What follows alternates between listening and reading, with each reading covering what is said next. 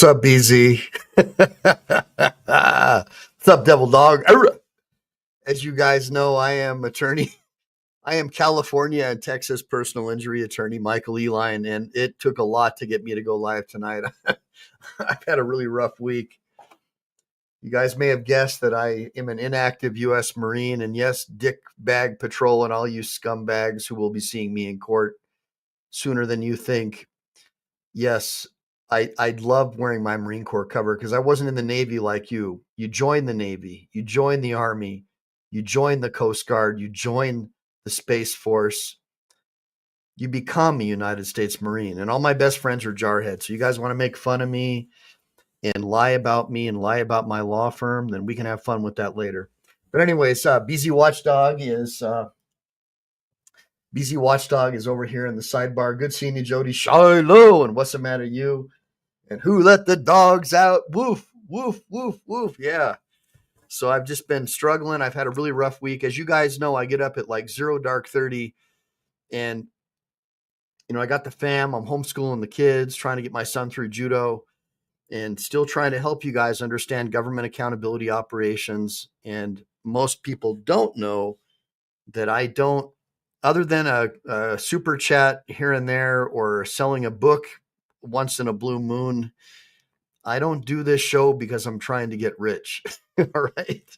So just understand that this isn't a money-making thing. This is something that I do because I enjoy it. I like helping other people.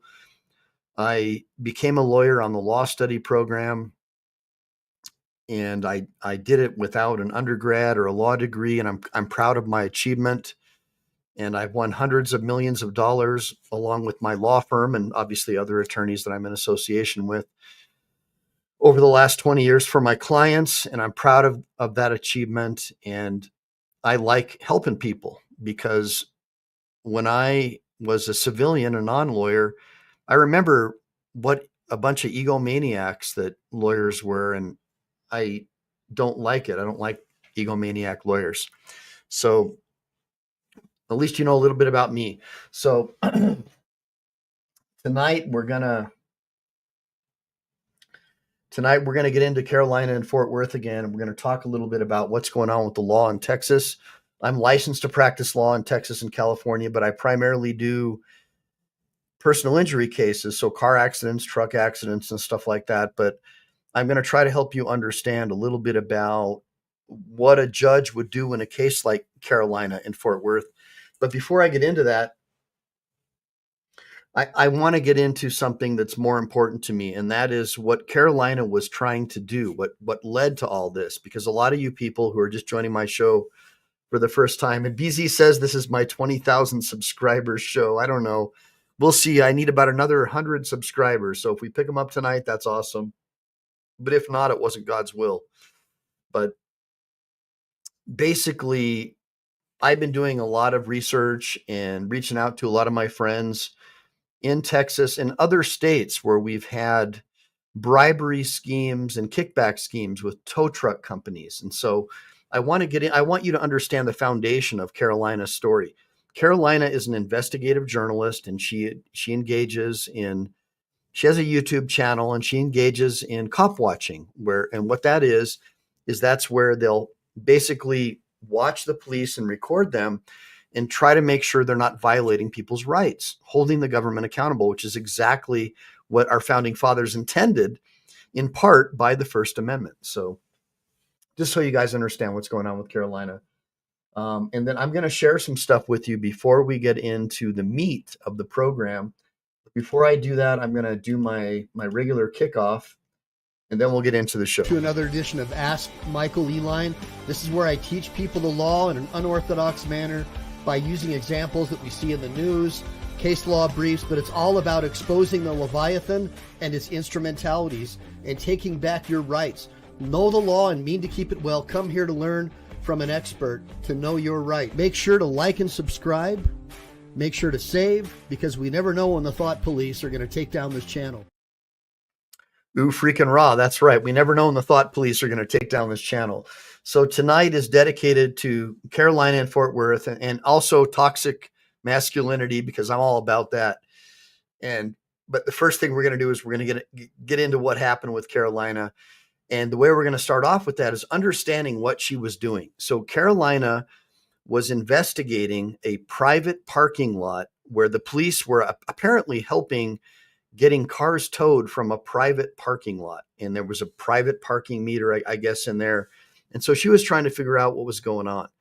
And as a result, an officer named Kruger, who has a history of violence in harming journalists and people who were engaged in government accountability operations, ended up doing a judo throw on her and dropping her on her head with a face plant, knocking her unconscious, where her whole skull is broke open on the asphalt, and then saying, stop resisting, while she's basically snoring, right? Where her brain is trying to keep her alive. So it sounds like she's snoring. And I'm still in shock that the prosecutor brought the case, but I think I know why, because, she was threatening to sue, and obviously the city couldn't afford that. So they had to make sure they got a conviction to make it more difficult for her to bring a civil rights claim. And that's just my experience, 20 years practicing law. That's how I know police departments operate, especially city attorneys and district attorneys, unfortunately, elected officials. And I'm hoping that we can sort of turn that around with petitioning the government, the governor as well, to try to get some kind of clemency for her. I personally believe if I was sitting on the bench, if I was the judge, I would have never allowed a 30-day sentence. I mean, she's served her time in hell. She basically, in my opinion, probably has a brain injury from what happened to her. Very, very upset about this. And I'm not somebody who really gets emotional. I try to be very non-emotional as a lawyer and objective. But this one really has me because she's a woman. I mean, give me a bunch of ones, guys. A man should not be dropping a woman on her head like that, right? I want to see some ones for that. And let me see. I've got some comments here.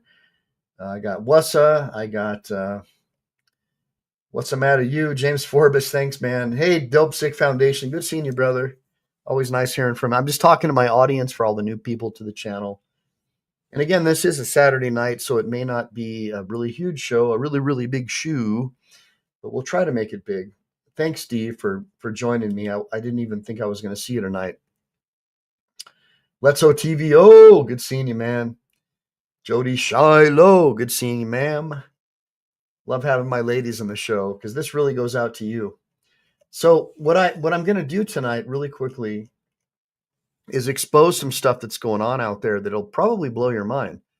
I mean, you got to understand something. So me being a personal injury attorney, I understand the whole tow truck company scam. And I think it's a scam to a large degree. And if you're a tow truck company and you can become buddies with a dispatcher at the police department, you're sitting on top of a boatload of money. And so what I think was going on is that Carolina was on the verge of exposing something.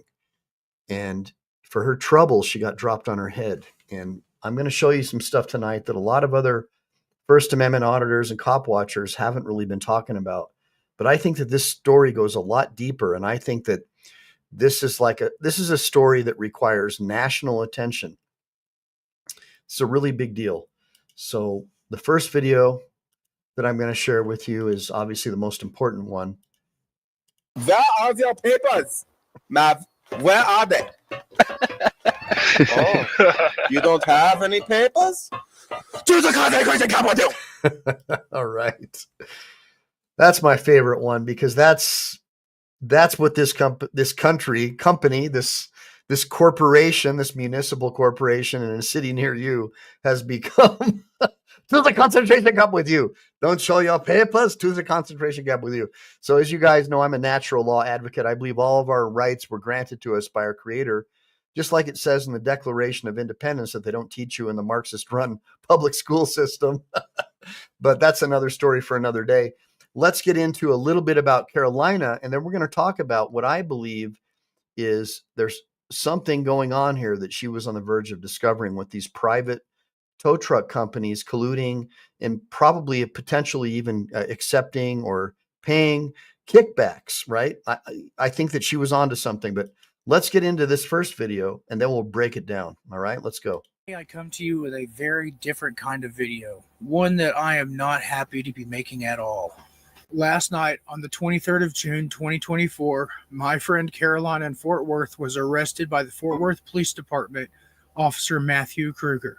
After she was taken into custody, Carolina was transported to a local hospital that has a level 1 trauma center where she is receiving treatment for the injuries that she received to her head during the arrest. At the time of this recording, it's only been a few hours since the incident occurred, so we don't really have any information on her condition. Thankfully, though, Caroline was live streaming as the event occurred so that we at least know what happened. Carolina is somewhat famously known for requesting jail rosters in an attempt to make sure that nobody ever gets lost in the system, which does happen from time to time. Yep.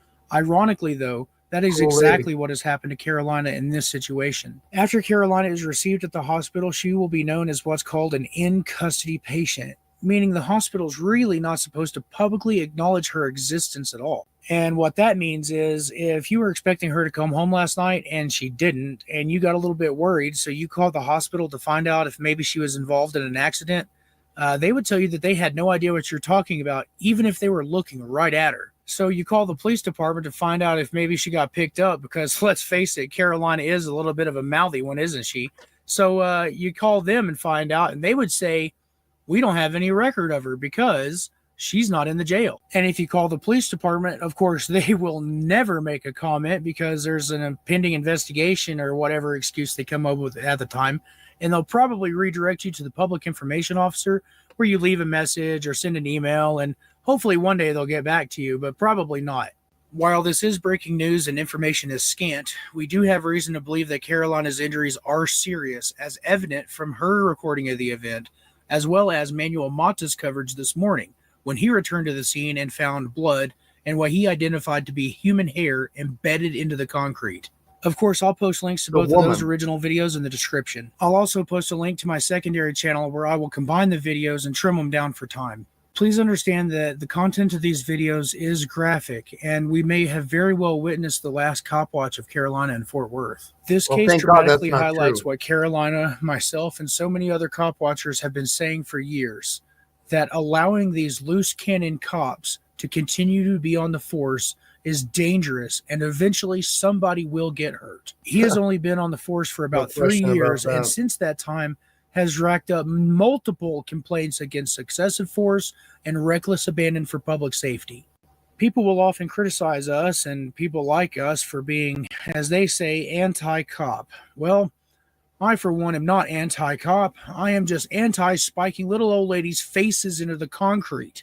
I'm about to play a segment of Carolina's video for all you gore whores out there, but while we're watching this, I just want you to remember that Carolina is a human being with a family and a whole life outside of YouTube. You should ask yourself if her choice to be an independent journalist had anything to do with Officer Matt Kruger's reaction. And I would like you to comment down below if you think Matt Kruger would have had the same reaction if Carolina had just been any other regular old mother asking questions about parking validation.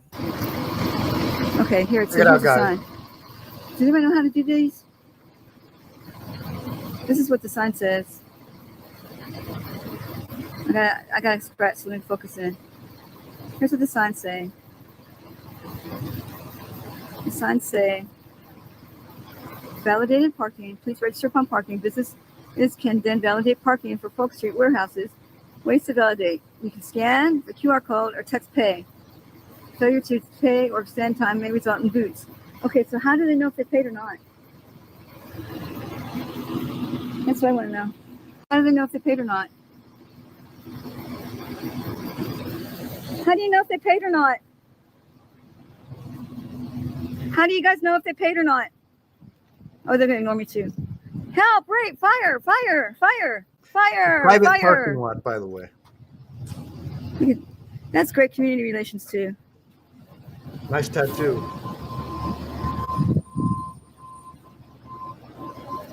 How do you know if they paid or not, ladies? Hey, ladies. Hey, ladies. Hey, ladies. Hey, Kruger.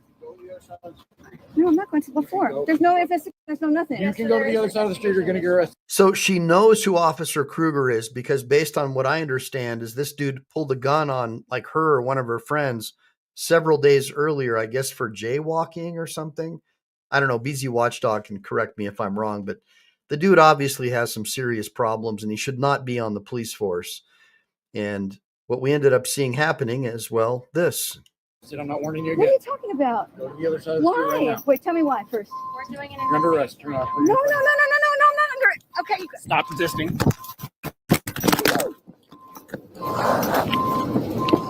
Stop resisting. So she's knocked unconscious. He's knocked unconscious. And of course, they train you in the academy to say, stop resisting, even if the guy's got like 3 bullet holes in his head, right? Because they're always worried about lawsuits. That's what it's all about with these police departments now.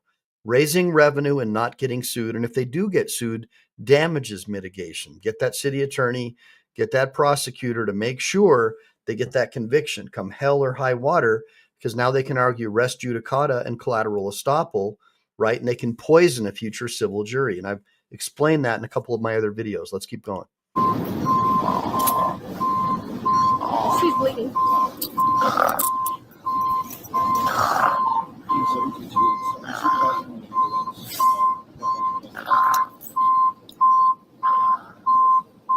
All right, so you can hear her. She's knocked out and the guy's screaming at her to stop resisting. So I've got some other footage I want to show you. I want you to understand what Carolina was on the verge, I think, of discovering. I think that she found something that was serious, heavy-duty stuff. And I think that that's why this dude tried to cracked her head open. And we're going to start with a Detroit case where they actually did uncover stuff. And then we'll get into some stuff in Texas. So just bear with me, guys. Again, I may not be the best journalist, but I'm a damn good attorney and I know how to do my research. And I want you to follow along with me so you can understand what I think happened here. Because a lot of people are not seeing the forest through the trees like I am.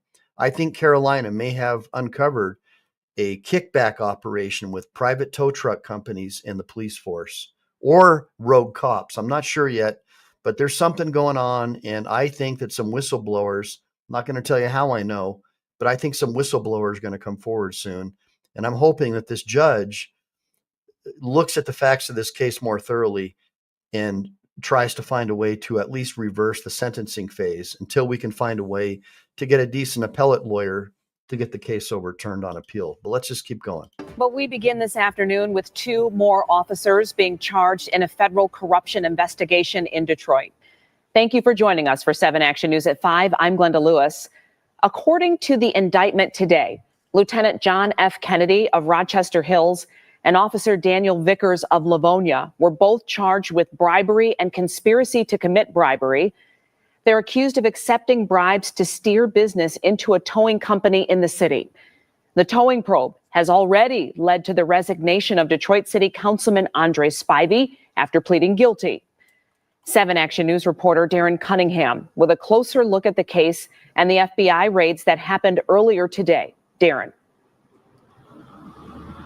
Yes, good afternoon, Glenda. The 2 accused officers, had their initial court appearance in the federal courthouse behind me here this afternoon. Their alleged involvement dates back to early 2016 to as recently as last month.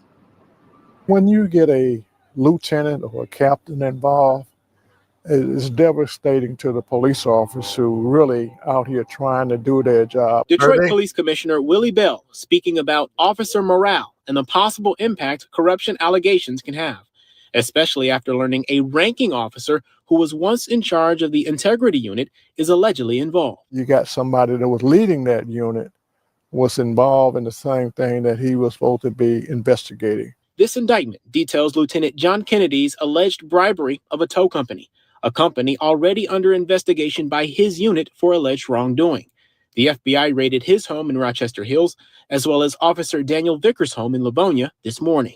Now get this, the city of Detroit has towing contracts with several tow companies. According to city policy, each company is supposed to have a fair opportunity to tow abandoned vehicles on a rotating basis. However, Kennedy is accused of playing favorites and receiving kickbacks for steering business to a particular unnamed towing company and having the officers under him do the same. Vickers, who is an officer in the traffic enforcement unit, is also accused of receiving thousands of dollars and other perks for also allegedly violating the city policy. The two are accused of accepting cash, free car repairs, and cars.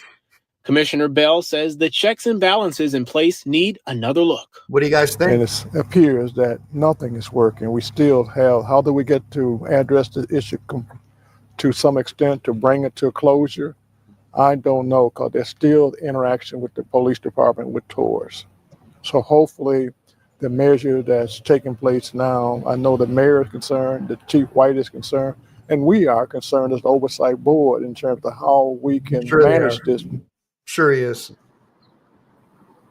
Concerned about now, in a getting statement caught. to 7 Action News, Chief James White says in part that he is profoundly disappointed. Quote, he says, "We will continue to root out corruption and restore trust in the towing process. Detroit. The department has already implemented sweeping changes, and there are more to come. Our community deserves honest actors and policing excellence. We are committed to being fully transparent throughout this process." Let's investigate ourselves. Now, the Detroit Towing Association also released a statement saying that they have complained about this type of problem for years, and so they're calling for a particular software to be used to help with transparency. Live in downtown Detroit, Darren Cunningham. Sure they have, just like the union bosses, right, who make deals with both sides and pretend like they're supporting their union members. Sure they are. So let's get into it a little bit more, because this is what I think. This is Detroit, by the way, guys. But, Podunk, Texas, I don't see any difference. They're all municipal corporations. Let's finish up with the Detroit story, and then we'll get into Texas. And what I think that Carolina may have been on the verge of exposing. And I believe this is why she got her head smashed in. Let's keep going. They got so many twists and turns in this towing investigation. The former cop in question was arraigned here earlier today. And right now he's free on a $10,000 bond.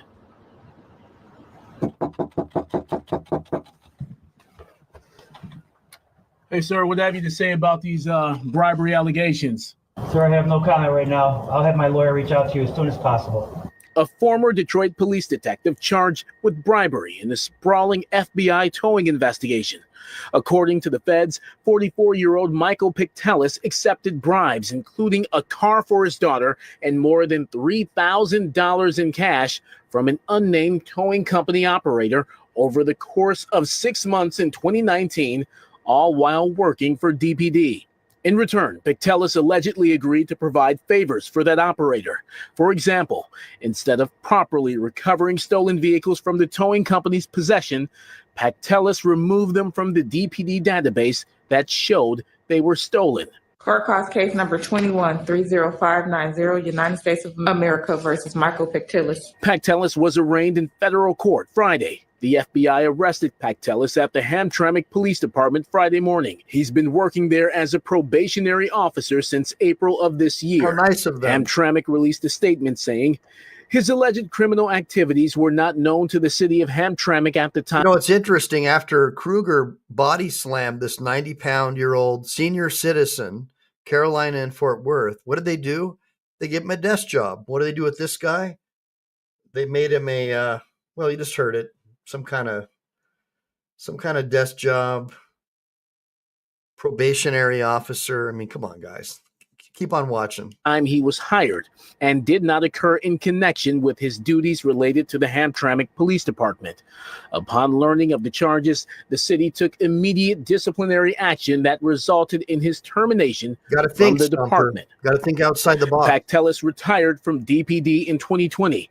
Second Deputy Chief Rudy Harper tells Fox 2 he landed in hot water for posting offensive material on social media and resigned before he could face disciplinary action. Pictellis' arrest is the latest development in an ongoing probe into public corruption in Detroit that's led to charges against elected officials and cops.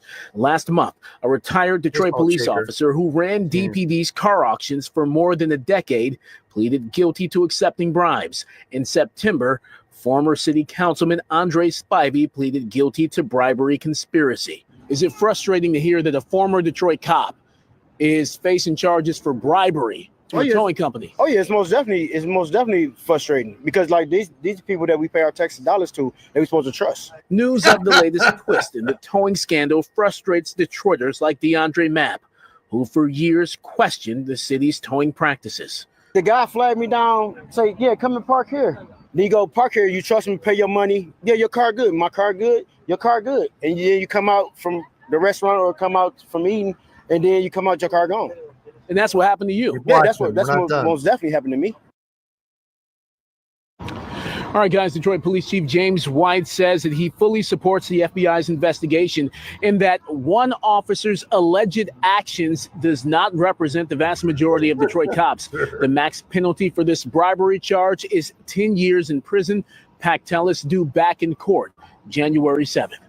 That got so many twists and turns. Right? That's who they caught. So, it's got to be pretty, look, you guys think that that's the only person that's doing this in Detroit? And do you think that Texas is any different? Really? Because I got news for you. I don't. I think there's something going on here. And I think that, right, Jody? You're right, Jody Shiloh. Jody Shiloh says it makes her wonder about Ironton. Look, Jody, I got to tell you something. These police departments, the municipal cops, have a history throughout my job as a lawyer, doing civil rights as well as criminal defense. I've seen it. The ones who actually get caught, they're all in collusion. We saw the judges that were involved in that scheme where they were working with Child Protective Services and private prisons to kidnap children from their parents and put them in private prisons. One of those judges, one of those Pennsylvania judges, it was a human trafficking operation. He was just pardoned by Sleepy Joe today. So you don't think that all these government officials aren't involved in all these operations to make money for themselves? You really think they care about you? There's very few people out there who are willing to expose this stuff. And one of them was Carolina and Fort Worth. And I think that she was on the verge of exposing something in Texas that was similar to what we saw happening in Detroit, what was exposed in Detroit, but it's going on all over the place, for sure. Oh, hell yeah, Brick Jonesy. Brick Jonesy just threw me a super sticker. Everybody make sure to like and subscribe to Brick Jonesy. He's got a cool channel. He's a brother. He's all about holding the government accountable. And we all have to stick together regardless of, we're never going to agree on everything, right? But we have to agree on the things that are most important. And that is definitely holding these government officials accountable. It's just so damn important, guys. You have no freaking idea. So now let's get into the next one. Texas. Let's do it. Local tow company tonight that is accused of illegally hauling off vehicles and doing it just seconds after the drivers walked away. Consumer investigator Alana Otler is here with what she uncovered. Gilma, this all and what was Carolina asking in her video? She was asking, how do we know how long the cars have been here for? I just want you guys to start thinking. Like, look, I'm not bragging that I'm like the best lawyer or the best journalist or whatever, but I've got over 20 years in practice. And I'm telling you right now, I smell something. And I'm hoping that guys like Brick and Let's OTVO and especially BZ Watchdog, by the way, you guys need to support his channel because he spends all of his own money doing these public records requests. BZ, I'm telling you right now, you might be sitting on a gold mine of information that could lead to major investigations against Kruger and that entire police department. I am very, very suspicious about this public-private towing operation. Let's keep watching. Started last month at the Denny's restaurant in Euless. The Denny's sits at a busy spot. It's surrounded by a Starbucks, a Taco Cabana, and an Office Depot. A Denny's spokesman says too many people were using their parking lot to visit other businesses, so they hired a tow company. But some drivers say their cars disappeared before they had a chance to step inside. Police have been called to the same lot 22 times since June. We were there as officers responded to a call about a car being towed with an elderly woman inside. He went in and grabbed it from the side, dropped it and bounced it. And that's when I knew something hinky was going on. You're trespassing. So this is not the first time the tow truck driver has faced questions over his practices. And after we got involved, Denny's made an about face. Of course. As a One for Justice investigation tonight at 10. We'll look forward to seeing it. If you need justice anytime, give the team a call. They are there for you. 817-586-7211. Give me a bunch of ones for the super hot reporter. Just kidding, guys, but come on. Hey now. Hey, Salt Shaker. Love you, honey. Thank you so much for supporting Team MPE. That means a lot to me. Salt Shaker just threw me a $4.99 super chat. Thank you, Salt Shaker. Thank you for supporting Team MPE. I really do appreciate that. Ex Bootlicker says that's what we call, check it out. That's what we call a clue. That's what we call a clue. There you go.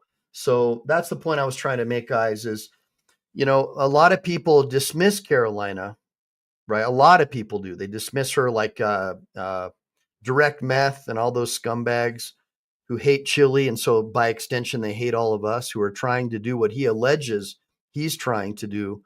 But I just think that the dude's a complete, anyway, I don't want to get into it. But the bottom line is I think that Carolina was onto something. And I think that we need to do some more research. And we're going to get into another one. This is a Houston tow truck company. Because look, guys, I just think that Carolina was onto something, and I want Team MPE to help me, because, guys, I got a day job, but I've been working on this all day since I got up, and I really do feel in my heart that there's something more going on here. We've got this Kruger guy drawing down on people in crosswalks with his gun, his service pistol, and body slamming a woman who's a senior citizen who's about 90 pounds. Because she's asking questions like, hey, how do we know how long these cars have been here for? And then that's exactly what all these tow truck schemes are all about. And then we have this weird court case where any other prosecutor ever in their right mind would have never prosecuted this claim, in my opinion, ever. This should have never been prosecuted. Clearly an excessive use of force case. Let's keep watching. Federal and local investigators raided a local towing company, arresting its owner. All of this happening days after a Channel 2 investigation. We captured owner Richard Gonzalez's arrest amid price gouging accusations. Some Houston drivers forced to pay thousands more than they should have. Houston police just wrapped up a news conference on the raid a short while ago. Channel 2's Amy Davis spearheaded this investigation and was at today's news conference. Amy, what have you learned today? And by the way, do you think that if Amy Davis had approached a police officer and asked them, officer, how do we know how long these cars have been parked here? Do you think their response would have been to drop her on her head? I mean, look at her. Amy's younger than Carolina. And Amy's, in my opinion, she's a bootlicker journalist. She's part of the academic, legacy media complex, right? Where they just expose what they have to expose because it's already exposed. Carolina is a true investigative journalist, like how they used to be when I was growing up, where you actually had real journalists who tried to expose corruption. Give me a bunch of ones for Carolina. Look, a lot of you guys know, her and I have gone at it and stuff because politically we don't see eye to eye and everything, but it doesn't matter to me. It's all about détente.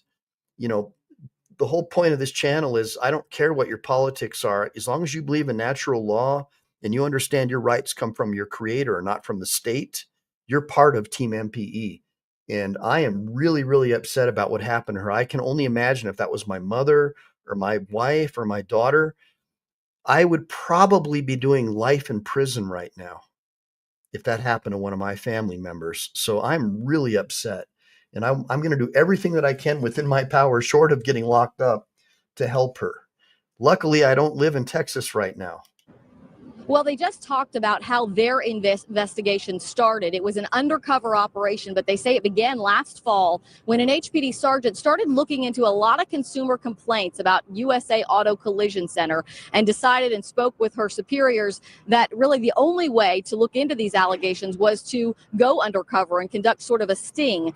That resulted in yesterday's raid. And then they talked about what they netted in that raid. They were there for hours, up to 7 to 8 hours. They arrested 4 people. They say a 5th arrest is pending, possibly more. As we told you, 41-year-old Ricardo Gonzalez, the owner, manager of the business, also arrested 34-year-old Brenda Awade. She was the notary public who worked there. 26-year-old Ruben Rendon worked in the office, and 38-year-old Andre Vasquez. He was the manager at the body shop there that overcharged so many consumers, according to HPD now, for repairs that they either didn't make or they were inflated charges. All of these people are charged with engaging in organized criminal activity. Now, they talked about just how sophisticated this operation was. We've told you about the allegations, how they say that this flipping scam, according to people familiar with the towing industry, works. But some other things they were able to confirm by going inside this business, they found a device inside. Whether or not it's repair or towing or whatever it might be, they have to have help from the local law enforcement agencies to pull this crap off, guys. I don't know if you guys have ever seen the movie The Star Chamber, a bunch of judges. We just saw the Pennsylvania judge that was engaged in human trafficking of children, making sure they went into the prison industrial complex, just get pardoned by Joe Biden. You don't think that this stuff is going on at the highest level of government? You got to be smoking something. The business that would allow employees who work there to block the cell phone calls of customers. And that's important because when we were going through all those consumer complaints, multiple consumers said they felt like when they were in the lobby of that office and they were making phone calls either for help or to their insurance company, they would just lose their cell signal out of the blue. Well, now HPD believes they know why. They retrieved this illegal cell phone blocking device that would allow, at the push of a button, to block all cell signals anywhere within a certain proximity.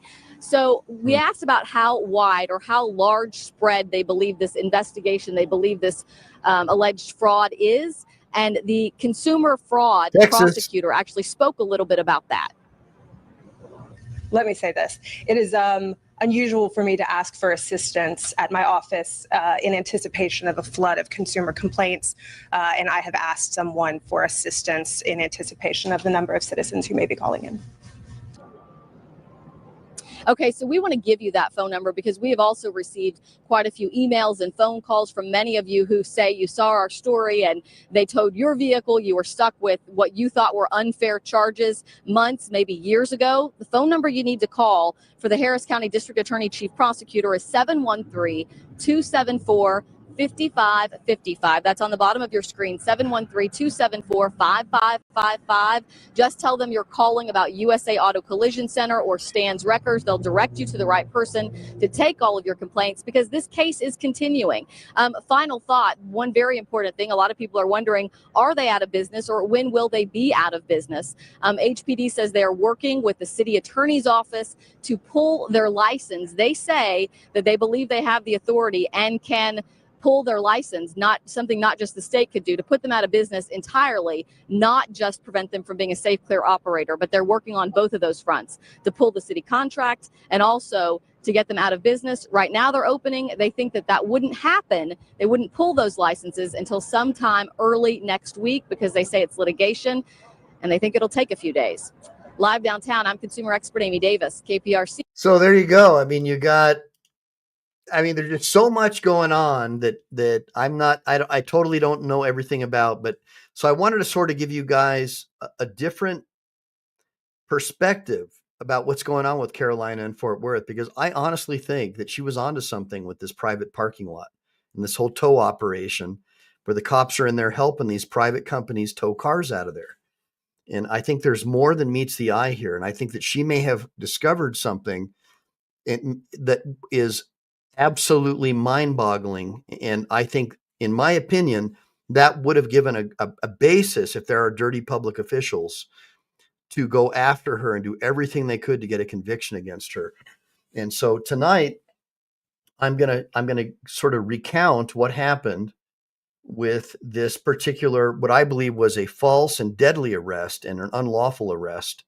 And then I'm going to talk a little bit about bifurcated trials and whether or not I think that this judge has the right, beyond an appeal, and a duty in this case, to reverse or at least set aside the sentencing portion of the case and possibly set aside the entire conviction. And so I'm gonna get into all that with you from a lawyer's perspective. Again, I am licensed in Texas.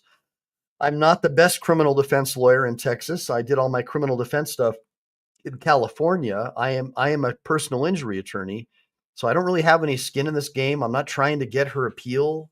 I'm not trying to get her criminal defense case. From what I understand, she has a very good and competent criminal defense attorney. What I'm trying to do is, as a public servant and as somebody who holds a position of public trust as an officer of the court, to show you guys that we're not all on the same team. There's a lot of guys out there like me, especially inactive Marines and veterans who really care about our country. We took an oath to uphold the Constitution, and guys like me and BZ Watchdog take it really seriously. And yeah, I mean, I got to make a living, but I'm not here trying to like scramble up a case. I'm here because I'm really pissed off because I care about you guys. I've been doing this, I don't know, about 6 or 7 months now since our friend Chili got locked up illegally, and I helped him with his channel. And since that time, you guys have asked me to keep coming back. So I've just kept coming back, and it's become kind of fun. But don't think that I'm here trying to like scramble up business. I really do want to expose this because I think there's something going on, and I'm hoping that you guys can help me because I don't get paid for this. So this is something that I really think that we need to focus on. And I appreciate your kind sentiments, power inherent in the people. And yeah, brother, I'll come on your show sometime, man. I'm just really upset about what's going on here because this shouldn't have happened to her. So let me just play this next video. Into an alleged use of excessive force by a Fort Worth police officer, and that's the officer getting out of the vehicle that you see there. This was during a recent arrest. Tonight, the department has released 2 things, body cam video and also surveillance video of the incident. And the new video kind of helps fill in some of the key moments from the viral video, which is what part of what you saw there that we shared with you last night. Our Aaron Jones today sat down with that woman who was arrested while making that video. That's great community relations too. Carolyn Rodriguez says what happened to her is not surprising. I've been arrested like this probably about 5 or 6 times. The self-proclaimed cop watcher has a YouTube account and streams live police interactions online. That's just to make sure that everybody's safe, that they're not violating anybody's rights. That's right. And we're back. She says Sunday around 3 a.m., something caught her attention in the West 7th Entertainment District. Police tell us they were responding to a hit-and-run investigation. I heard a lady say... I mean, listen to what she just said. I'm just trying to make sure everyone's all right. I mean, look at her. She's about 90 pounds. She's a married woman. She's a former school teacher. She's not a threat to anyone. And this dude gets out of his car and throws her on her face. That you do not touch a woman. And I like, if I was the judge, I would have not allowed this case to proceed. Ever. From down the way, she said, I paid $31 to park here. You're not taking my car. And then that's what tipped me off. How do you know if they paid or not? I just started to walk up and I saw two ladies. As she streams the interaction, you hear a Fort Worth police officer ask her to go to the other side of the street or she'll get arrested. Then, what are you talking about? Why? Wait, tell me why first. You're under arrest. You're not. No, I'm not under it. Okay, you go. Stop resisting. So this is the same dude who pulled a gun on Mata for jaywalking in a crosswalk. All right. And you see these 2 female officers, they're just standing there. Obviously they know there's no basis to make an arrest. They know it. They're just kind of ignoring Carolina because they know Carolina's trying to get their goat. And this dude is a punk and he should not be on the police force. Give me a bunch of 1s if you think that Officer Kruger should be in prison right now. Give me a bunch of 1s if you think that Officer Kruger should be in prison right now. Let's keep going. Stop resisting. she tells us she doesn't remember what happened next. She's bleeding. I got knocked out. They said I did a death gurgle, and the next thing I know is I woke up in the hospital, chained to the bed. Handcuffed to the bed. Wait, tell me why first. Today, Fort Worth police released body cam video of the incident, filling in some of the gaps. You can see the officer slam Rodriguez to the ground. After getting medical attention, she was booked into the Tarrant County Jail on multiple charges, including resisting arrest and evading arrest, a visible black eye, and her mugshot. I have bruises all everywhere. This arm right here, I can barely move it. And so the elbow was knocked out of the socket, and I think the shoulder was, but I don't know.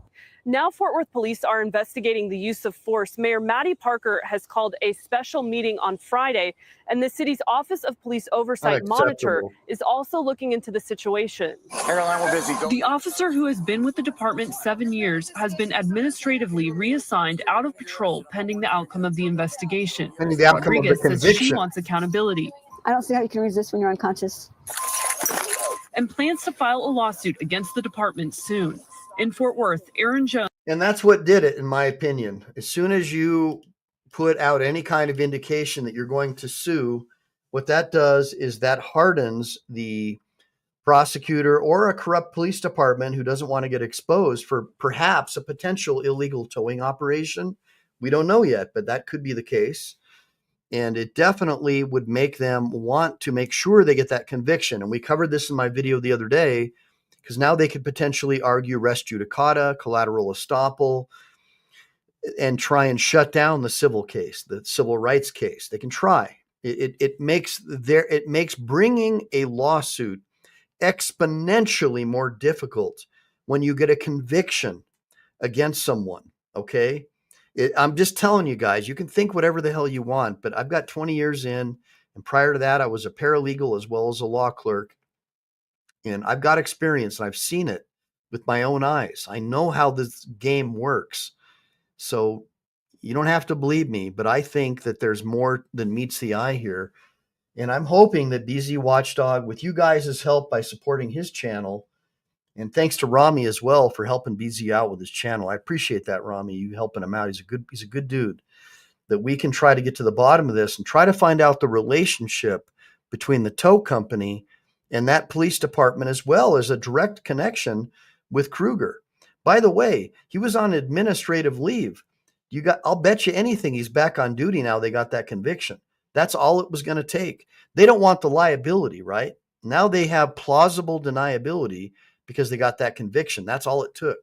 And yeah, we're going to get into why this the damning evidence wasn't shown to the jury, right? I'm going to get into the evidence code and why potentially the judge excluded that evidence, which obviously, if that was shown to the jury, probably there wouldn't have been a conviction, right? Because they would have been like, time served, time served for sure. Just based upon getting body slammed and knocked unconscious. If I was on the jury, I'd be like, what prosecutor in their right mind would ever bring a case like this? That's what I'd be thinking. I'd be like, why are you wasting my time? That the punishment did not fit the crime. And so we're going to get into that in a minute. But first thing I'm going to do is explain what happened. I'm going to let a Texas lawyer who's got more experience than me in Texas tell you. And so based upon what I understand, and again, guys, I don't have the full docket. I don't have the motions in limine, if there are even any filed. I don't have copies of the jury instructions. I'm hoping that BZ is going to help me get that. So I'm going off based on what I know. And what I know is it appears as though, based on what BZ is telling me, is that she showed up for her first trial and the jury didn't show up. So they cut some kind of deal to bifurcate the trial. I don't know how that happened, where they cut it up into a guilt phase and a sentencing phase, but the jury was going to handle the sentencing.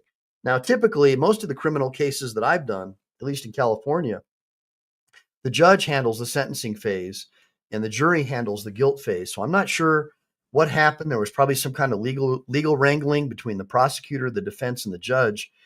But if I was the judge, I would have, especially if I had seen this video, I would have wanted to handle the sentencing. Because me knowing Texans the way I do, a judge would have not put her in jail. I'm just telling you, no way. She didn't do anything wrong. I mean, you can see it in the video. It's just ridiculous. That's just my opinion. As a citizen, not even as a lawyer, but as someone who would have been on the jury. There's just no way. Why did you waste my time bringing me here for this trial? So I'm going to let you guys kind of see what I'm talking about bifurcated trial, so you guys get a better understanding. It's only 60 seconds. What is a bifurcated trial? Ryan Brown from J. Ryan Brown Law. We are talking about what is a bifurcated trial. We're going to answer that question. So in some situations, it may be improper for a jury to consider an entire case at once. When that happens, a trial is bifurcated. What that means is that the same jury will hear both parts of the case, right? So they'll hear the first part of the case, render their verdict, and then hear the second part of the case. And it is common in various situations in criminal law, but it is the same jury that is picked. And like I said, they get to deliberate on the first case, render a verdict, and then the second case starts over. Opening statements, presentation of the state's evidence, presentation of the defense evidence, a closing argument, and then it's wrapped up. and that is what a bifurcated trial looks like. That's right. And so, hold on a minute. Don't worry, BZ. I got you, brother. We're going to show some of your stuff too. By the way, make sure to like and subscribe to BZ Watchdog's channel. Somebody drop it in the sidebar for me. So BZ extensively covered her criminal trial. But before I get into his video, first thing I want to get into is why would a Texas criminal trial judge exclude footage of a violent arrest by a Texas cop? All right, because that's what y'all are asking me. So let's get into that before we get into BZ Watchdog's footage. And of course, there are several reasons why that could happen when there's a violent arrest by a Texas cop. And it's going to boil down to the relevance versus the probative value and the prejudicial effect, right? And I know it's a bunch of gobbledygook for you guys who aren't lawyers. And it's stuff that I'll argue about with the judge and the prosecutor before the jury is brought into the courtroom. So it's not something you're ever going to hear about. So it's natural. Why are they, you're asking me, why the hell would they do that, Mike? I mean, if any jury would have seen that she got slammed on her face, then clearly they wouldn't have convicted her. And that's exactly right. That's the problem. So what the court is looking at is, well, but if there's any indicia of a resistance, and the charge is a resistance of arrest, it could be prejudicial and taint the jury to show the violent part of the case. Give me a bunch of ones if you guys understand so far. And I know it may sound unfair, but think about it, right? If the charge is resisting, and that's what you're trying to get her on, what probative value would it have to show that she was body slammed? Okay. So I just want you to look at that. I'm not saying that it was the right ruling. And I definitely in mitigation, I would say that the punishment didn't fit the crime and that there's already more than enough time served in this one based upon what happened to her. And basically it looked to me like she was put in a coma, and it makes me sick to my stomach. I mean, I get sick to my stomach every time I watch that video. And that's why I keep covering this, because I want you guys to understand what's going on in our justice system, even though I'm not doing criminal defense anymore. I want you to know what the hell is going on because I'm good at it. I'm really good at it. It's just the problem is I have to spend all my time in court when I do criminal stuff, and I don't have time to take my son to judo, or even the times that I'm doing this show. The times that I'm not, I'm a judo class with him, and the other times my wife's taking him there. But I'm hoping you guys understand, when you do criminal defense, you're in court all day long. So that's why I just do personal injury law now, because it's hell. I mean, defending people who have been falsely convicted, wrongfully convicted, and then trying to bring a civil rights claim. Then a lot of these people have brain injuries and they're all screwed up, and they're trying to tell you how to run their case when they don't know what the hell they're doing. And then they hate you when you don't do what they want you to do. And then when they lose their case, if you do what they want you to do, they blame you as well.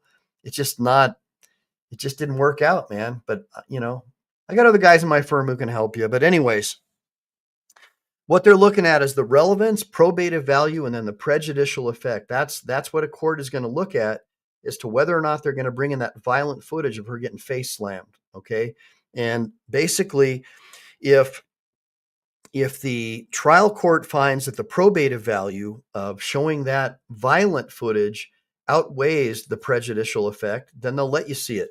But if they find that the prejudicial effect outweighs the probative value, like what probative value is there to show this woman getting slammed on her face to prove resisting arrest?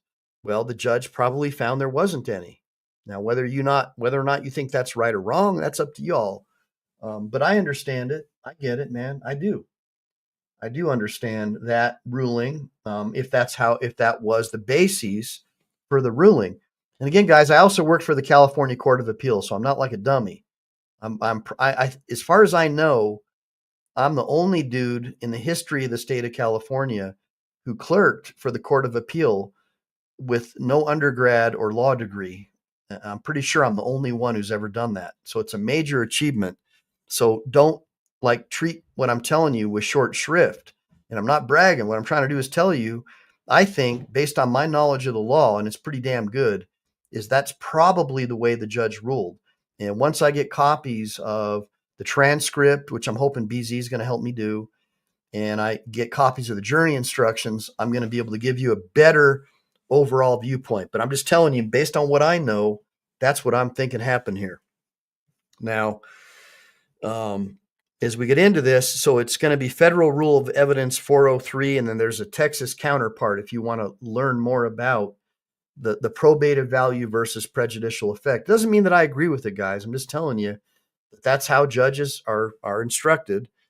Now, it could also have a potential hearsay problem if the footage contains statements or actions that constitute hearsay, like an out-of-court statement offered to prove the truth of the matter asserted. Unless an exception applies to that hearsay, the judge could have excluded it there. And again, I think it's more about probative versus prejudicial than hearsay in this particular case, because I don't believe there was a break in the chain of custody of her footage or the body cam footage. So typically, if there's a break in the chain of custody, it becomes difficult to authenticate. That's another issue, right? So that could be prejudicial. So a lot of stuff, guys, but I want you guys to understand. Hey, I see Rami saying yes, bootlicker, and I'm thinking, what do you call me, a bootlicker? But no, it's because we got a guy named X Bootlicker in the chat. I love you, Rami. I love you, X Bootlicker, as well. That was pretty funny, though. I'm thinking, hey, what's this guy call me a bootlicker for? And then chain of custody or authentication, right? So footage can be excluded if there are doubts about the chain of custody. But here, if her footage was seized by the police, which it was, I think they even turned off her camera, there shouldn't be a break in the chain of custody. It's returned to her or her lawyer after the end of her confinement. So there shouldn't be any issues that would be prejudicial with respect to showing that footage. So, and again, I don't know what they showed in her trial because I wasn't there. And so I'm the first, look, I'm one of these lawyers who doesn't sit here and try to tell you that I'm right. I'm telling you, if this is the case, this would be how it would go. All right. Same with Lane Myers. I didn't believe it that there was a rule. What was it, like 211A or something? 211H. I think it was 211H or 122H, one of those rules that allowed you to record in audio a judge. But I never said, no, that's not true. There's no rule. No, I said, I haven't seen the rule. I had my clerks call down to the Supreme Court and they said there wasn't a rule. And sure enough, it turns out that based upon people on my own channel, that there is a rule that allows you to do it. It's an obscure rule. I couldn't find it online, but honestly, I didn't look that hard because I thought I had a law clerk that was going to do that for me. But it just so happened that Lane was 1000% right. And he had the right to do this audio recording in court. So what you're going to get with Team MPE is a little bit different than other lawyers. I'm not an egomaniac where I'm just going to tell you that I'm right. I want to learn and I want to know. So when I tell you things like I create hypotheticals for you, don't take what I say for gospel or legal advice. I'm telling you the law, the rules of construction, and I'm hoping that y'all are going to figure it out for yourself. Don't just take my word for gospel. I'm not into this whole cult following thing. I don't want a bunch of followers. I want critical thinkers to come on my show, and I want you to take away, because God has blessed me with great intelligence and great capabilities of being able to discernment. And I'm hoping that I can help you also learn critical skills by following me and learning what I'm imparting upon you, because it's a gift. You know, when I worked construction, I learned from plumbers, I learned from framers, and they imparted things on me that were gifts. So now when things break at the house, I can fix them. I'm probably the only lawyer you'll ever meet that can fix plumbing problems, and always have a happy wife. So I want to impart the same on you. If you're a plumber, I want to give you the legal knowledge, so at least you understand the basics. And that way, at least you'll know what not to do. You'll know what not to do, so you can protect yourself and your family, because hiring a lawyer and getting involved in the justice system is extremely expensive, and it will take years off your life. It will take years off your life. And unless you're somebody like a Chili DeCastro or a Lane Myers, who has a strong following and the financial resources, being locked up is no place for you. Being locked up is no place for you. I don't want any of my people to be locked up. And that's why I do these shows. I don't want you guys going to jail. Okay. I do not want that for you. And I'm hoping that you guys will learn. So violations of constitutional rights. If the recording of the video violated her constitutional rights, like privacy or rights against unreasonable searches and seizure, it could be excluded then. Obviously, that's not the issue that would be argued here for her. In some instances, judges might exclude certain types of evidence based on legal precedents or public policy considerations, particularly if there's a legal history of excluding this type of evidence. I don't see that here as an issue. I really do think this is based on prejudicial versus probative value. Would showing a jury her getting her face slammed and bleeding all over the sidewalk tend to prove or disprove resistance? Probably not.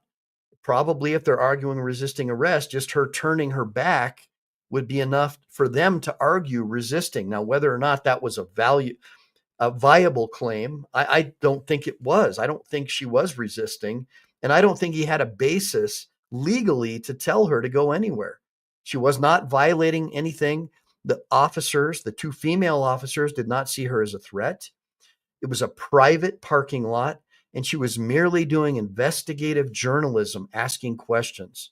She was trying to find out what was going on. If she was somebody from CNN or PMSNBC in a suit pants that looked like Broom Hillary, she would have not gotten face slammed or arrested. They would have probably been so happy to be on CNN. They'd be like, oh no, there's nothing going on here. It's all good. No issues here. I'm Officer so-and-so, and we're just here making sure that they're darn. So just give me a bunch of ones if you guys agree. I agree with you, Jody. I do. And BZ says that the two female officers broke policy and did not have their body cameras on during an active investigation. Well, that's the issue. If I don't even think there was an active investigation, BZ, because they didn't see her as a threat. Kruger he's a freaking scumbag. All right. He's already pulled a gun on someone for jaywalking. This dude should not be on the police. He should be in prison. This dude should be in prison. He is unfit to be a law enforcement officer anywhere in this country. You know, maybe he might work on Delta Force or something, right, where they don't have rules of engagement. But I doubt he could handle it because he puts his hands on women. But hopefully you guys understand where I'm coming from. All right. There could be technical or procedural issues with the footage, like poor quality, inability to properly edit out relevant parts that could prejudice the jury. I mean, yeah, they could have tried to, edit out parts that would prejudice the jury, but the issue is probably the judge found that there was no probative value in showing that her face got slammed on the asphalt. That's what I'm feeling. That's what I'm thinking. So those would be the reasons. Now, but what if there was an illegal relationship between the tow companies and the police? And that's what I'm trying to understand. So, what about corruption and bribery? I mean, there's a First Amendment interest in exposing that. And so what I'm saying is what he did was a prior restraint on her First Amendment rights to prevent her from investigating. And that should have foreclosed any criminal charges against her. By him violating her First Amendment rights, I believe that the court or the prosecutor in particular should have considered that in whether or not these were valid charges to begin with. And, what if there was collusion or profit? What if like I showed you in those videos, happening in Texas as well as in Detroit? That could be an issue, where you're calling the tow company to tow stuff to get impounds and you get a kickback for that. Just like those judges were doing where they were locking up those kids, those judges in Pennsylvania that Biden just went ahead and pardoned, the guys that were arresting your children and putting them in prison so they could get a kickback from the prison industrial complex that Sleepy Joe just pardoned.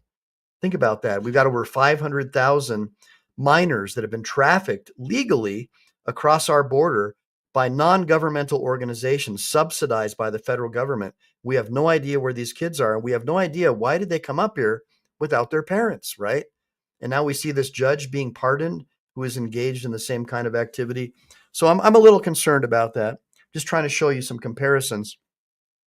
Non-compliance with towing regulations. I mean, private tow companies have to adhere to state regs when they tow when they tow vehicles, fees, regulations. What if there's an illegal arrangement that she's trying to expose? Isn't there a compelling state interest, a compelling public interest in exposing that information that would preclude or forgo charges being filed or even allowed by a court? That's what I'm concerned with. So I'm hoping that you guys understand where I'm headed with this. I think that there is a much bigger issue than meets the eye here. And so we saw that one. Let me see what else I wanted to talk to you all about. So we talked about bifurcated trials. We talked about, okay, the next one we're going to get into is why would a Texas judge try and reduce or set aside an unfair jury sentence?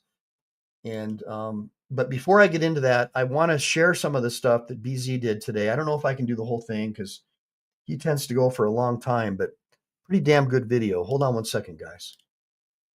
So, guys, this is BZ Watchdog. I'm going to drop the link as well in the sidebar for y'all to watch it.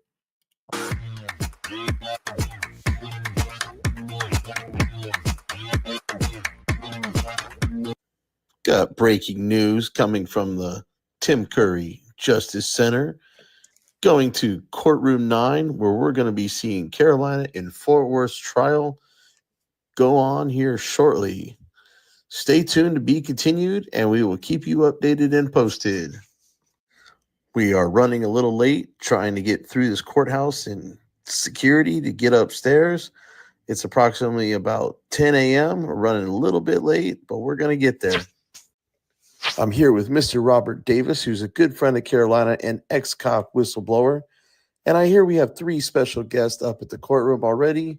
Inside, that would be Harvey Freebird, Manuel Mata II, and good old Joe Cool. Stay tuned and wait for their appearance because they will be on shortly.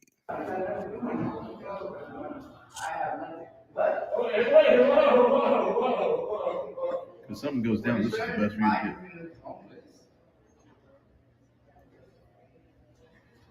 So this, I guess, is the lobby of the courthouse. I haven't been there yet, guys, so I'm just sharing, I'm trying to help you guys get inside so you can understand what happened here.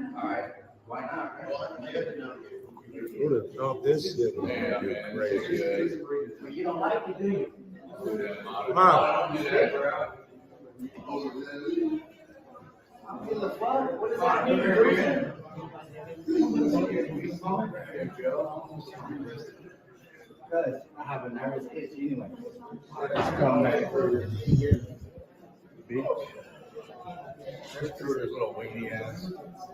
So you can see people are really upset. People are pissed off. I mean, they're blaming the police. They're trying to understand, why the hell are you supporting this guy after he body slammed one of our local citizens who's trying to potentially expose an illegal towing operation where the police might be involved in a bribery or a kickback scheme. And they're upset about it. And there's been a lot of complaints coming into my firm about similar type of stuff. I mean, this is not like something she's making up out of thin air. She's trying to find out what's going on. Why is it that they're in this private parking lot? How long do we know these cars have even been here? Caroline, we're busy. Go to the other side of the street. You can go. There's no investigation. There's no nothing. You can go to the other side of the street. You're going to get arrested. I'm not warning you again. What are you talking about? Go to the other side of the street right now. Wait, tell me why first. We're doing it. You're under arrest. Turn around. Stop. Stop resisting. She's knocked out unconscious. She's not resisting. She's bleeding all over the sidewalk. Hey, Brandy, good seeing you. Seeing you, Brandy. Thank you for coming. Hey, Gloria, good seeing you. A few moments later, 1 eternity later, 2,000 years later, 6 hours later. You can't walk around somebody that's standing in a single spot. Expect you to move your hand up on somebody. Keep your hands to yourself, loser. You heard me. I didn't stutter. Bye. Bye. Bye. Keep walking, loser. Yeah, take it to home. Why are you so skinny? Did you catch AIDS, Kruger? You're not very healthy at all, Liam. So that's Officer Kruger. I didn't see his face, but he looks like he lost weight.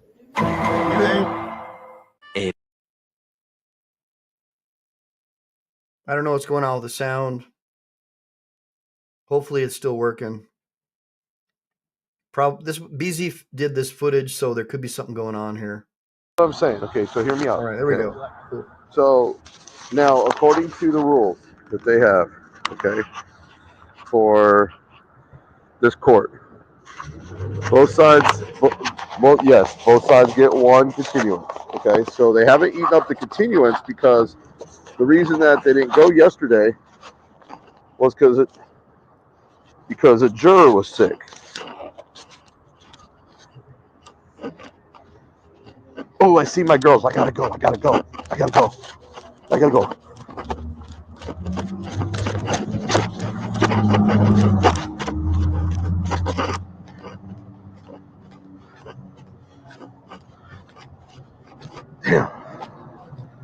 Damn, I need to catch them too.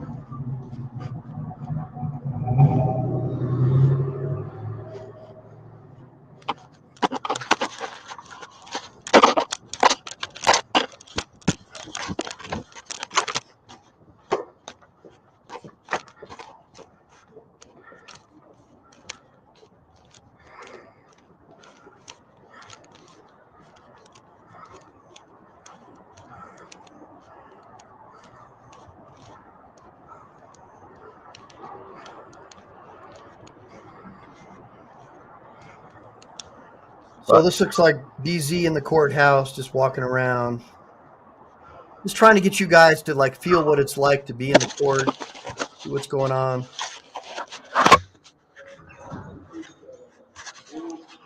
There he is. Got his delete laws fully on. Roll. I got it. What you're not going to see that happens after this little encounter, and this is why I'm putting this in here, is Carolina is going to go upstairs after we see her here, and a juror is not going to show up. This is day 2, mind you, of a juror not showing up. So they declare it a mistrial. Do you think the courts are going to let her go? Negative, Ghost Rider. The pattern is full. They decide to double down and bring 40 more jurors in to select from. They're going to pick a new jury and try her on these charges. They're not going to just let it go. So after a jury selection of the morning, we go to trial in the afternoon. And that would always be the case, by the way, guys. Unless the judge throws it out and decides this is a non-starter, if a jury doesn't show up or there's a mistrial, it's not like double jeopardy. It's got to be unanimous, guys. So once the jury lets it go, then it's double jeopardy state. But if there's a potential federal charge, the feds can still get you. That's how they got those cops in the Rodney King case. The state court in Simi Valley found in favor of the police, and then the feds brought their own charges criminally, and those guys ended up getting busted. So, and I think Fuhrman, I guess he ended up becoming a Fox News commentator. I think he got criminally charged or convicted too, I think. But that's how that works. So in this case, because that jury panel, for whatever reason, was like incomplete or didn't show up on time, the judge went ahead and set up a new jury. And for whatever reason, they decided to bifurcate from the guilt phase to the actual sentencing phase. And that's kind of where BZ's talking about. Let's go, BZ. Boom. Carolina does not testify. They only bring in one witness, which is Officer Tiffany Michelle, who was a pre-K teacher who had nothing to do with the situation and at the crime scene or the investigative scene or accident investigation, whatever they wanted to call it. Carolina thought they were just simply towing vehicles, and that was not the case. So basically, I witnessed that officer lie 3 times on the stand. No one called her out on it. No one brought it up. There were a lot of things that I thought could have been a better argument. The prosecutor brought his A game. And take this. This is craziest thing ever. This guy is like the top of the food chain in the district attorney's office. This guy only convicts murder trials. Okay? And for some reason, They brought this guy down here just to prosecute her on interference and falsifying alarm because they don't like First Amendment auditors. This guy definitely doesn't like First Amendment auditors. Yeah, I mean, so they're trying to charge her with this bullshit charge about, she's saying fire, fire, fire. She's obviously joking, right? And the female officers clearly knew she was not a threat. There was no issue. And I think that the jury actually threw that out. Like they said, not guilty on that one. But the fact that they brought such a petty charge shows that they knew they had a weak case, in my opinion. If I was a prosecutor, if I was the filing deputy, the one who actually like looks at charges to file, I definitely wouldn't have filed that, but I certainly wouldn't have filed the case at all. There was no resisting or obstructing or delaying here, in my opinion. You should have heard the comment he made about Carolina wanting to be a YouTube star and berating officers and how like the rest of us are basically garbage and trash. And USA badass. I was just like blown away, upset. I didn't like the guy. Now, the one really good thing about her attorney pointed out and asked the jury, did he interfere with her or did she interfere with him? Because it looks like he interfered with her. So that was some really good closing arguments that took place. But with that being said, I'm going to continue the rest of this footage so you can see there's a lot of footage to cover. Don't forget to stay till the end because I've got some bonus material of me, Mata, Joe Cool, and Harvey Freebird all down there in the DA's office trying to follow up on Mata's or get some clarity on his open records request that he received a notification from. And nobody had a clue what was going on. So we will get down to it as soon as we get to the end of this video. Stay tuned. Kevin, see you, buddy. Awaiting Carolina, her attorney. By the way, Kevin, I emailed you my ebook as well. So hopefully you got it. Hopefully you like it. I'd like to hear about what you think of it. And Kruger to show up. I've already caught the ladies on camera just in front of me before I could get here. The ladies where she was like, hey ladies. So, but I'm sitting here bringing it to you guys live at the courthouse. I'm sitting here in the middle because I got 2 security checkpoints. I agree, Dr. Donna. Waiting on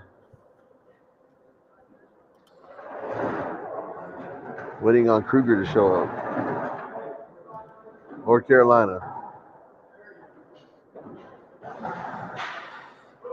So that's what we got going on right now. I just started the live early in case they show up because we got about 20 minutes, 19 minutes Kevin. till Right on, man. She's got to be in that courtroom. So, and I figured you guys would like to get some first-hand shots. I do have my body camera rolling this time, so I'm going to have some exclusive footage brought to you when I put this whole thing together.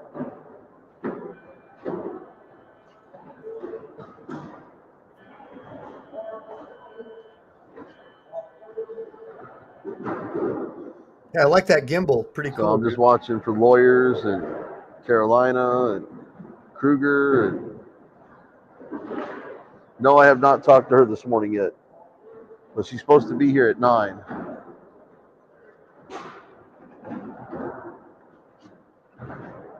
I did talk to her last night, so.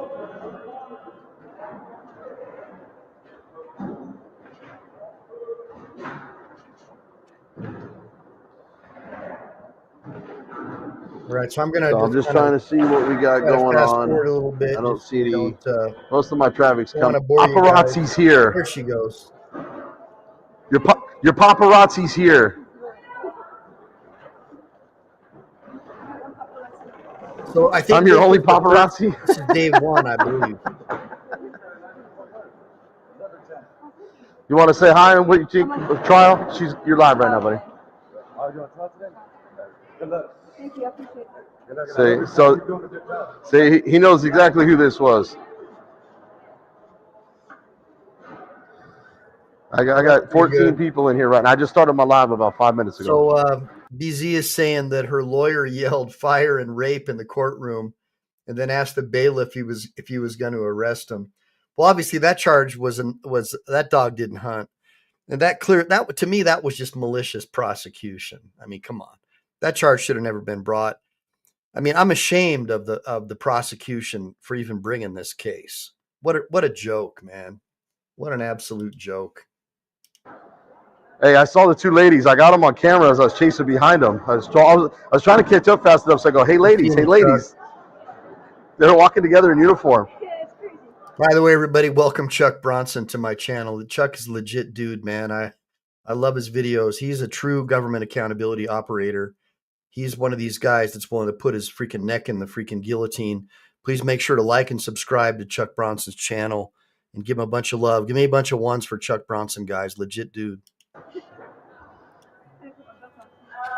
See how famous you are? Put your belt on. Put your belt on. Because we want to ask you some questions before we go up. I know you're not supposed to answer questions, but guess what? I'm not a cop, so that works. Just the press. Just the press. You want to sit down? Oh, no, you go sit. Yeah, you look good.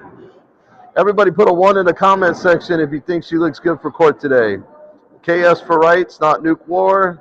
Jenny, they're all CFW, like hands up, thumbs up. So I kicked myself off for a second. Way to go there, Mama Lion. It's a pretty fancy building for your tax dollars, Spot. Yep, sure is. Do you know what happened yesterday? I don't know if I can talk about what happened. The juror No, goes when sick. they were selecting. Hang on a second, guys. Let me mute this for a second. Go ahead. Prosecutor was gonna, you know how you have to ask them questions? Prosecutor yelled, BOOM! Prosecutor did? Ooh. I don't know if I should say Okay, that. okay, guys. I had to mute that mic for a second because that's something that I He was saying that because he's telling what the case is about. so I can't okay, I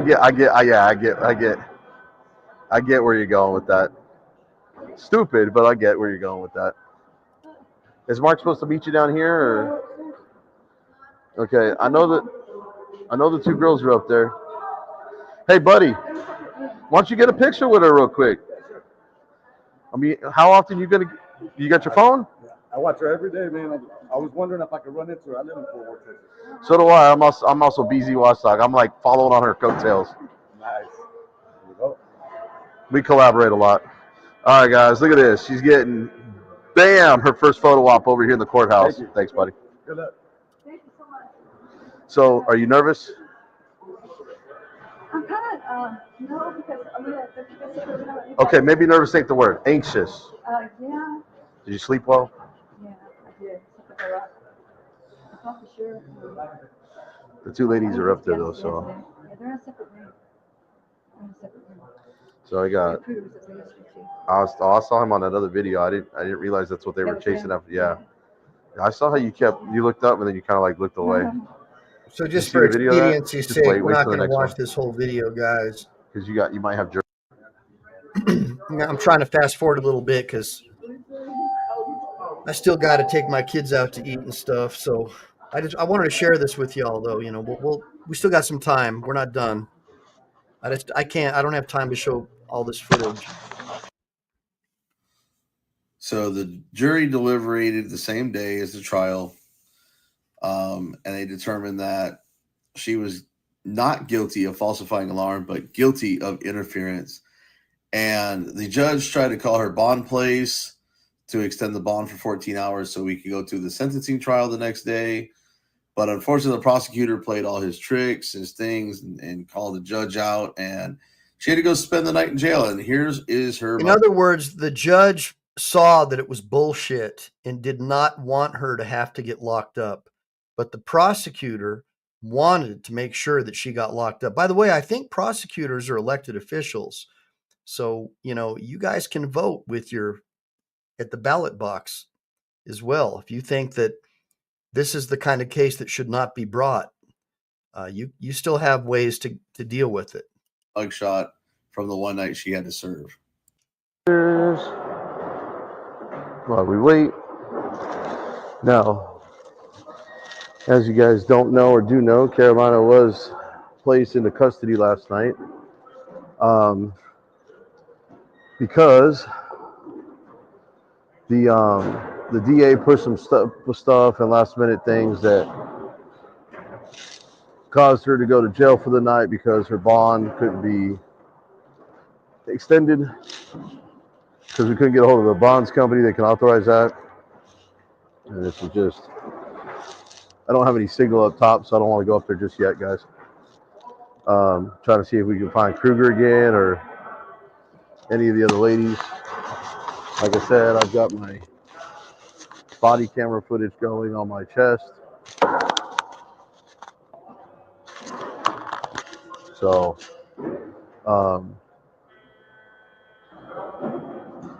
but you guys can see this big old stairwell up there. Security's awfully tight today, but yeah, she got put in there overnight because they would extend a bond because she's got her pre-trial or her pre-trial sentencing today. That's what it is, pre-sentencing trial, I guess you could say. So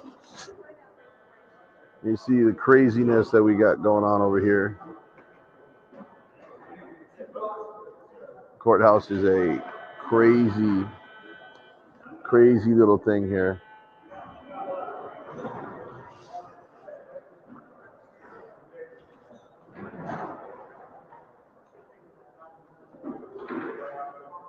That's one of the jurors right there too. So we can't get involved in any of that stuff.